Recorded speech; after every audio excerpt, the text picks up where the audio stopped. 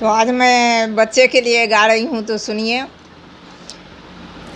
बबुआ जागना कैसन बड़े नींदिया तोहार, हो बबुआ जागना कैसन बड़े नींदिया तोहार। 10 बजे राती सुतला दिन के भागलो एक, हो बबुआ जागना कैसन बड़े नींदिया तोहार, हो बबुआ उठना कैसन बड़े नींदिया तोहार। 1 बजे दिन उठवा 2 बजे खैबा, बबुआ हो बोलाना कखने जैबा स्कूल कॉलेज, हो बबुआ बोलाना कखनी जैबा स्कूल कॉलेज।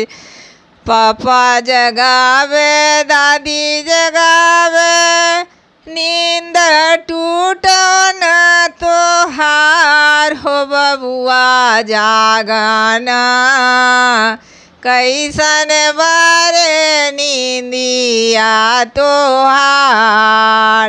यही समय हा पढ़ै के बेरिया न करा मन मानी, हो बबुआ जागना, हो बबुआ जागना कैसन बड़े नींदिया तोहार।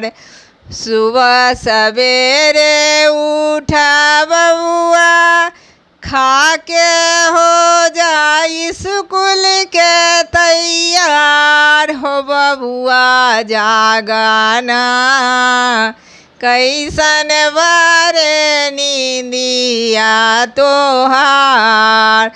पढ़ लिख के तू IAS बनवा रहबा जीवन भर खुशहाल, हो बबुआ जागना कैसन बड़े नींदिया तोहार, हो बबुआ उठना कैसन बड़े नींदिया तोहार, हो बबुआ सुनाना कैसन बड़े नींदिया तोहार।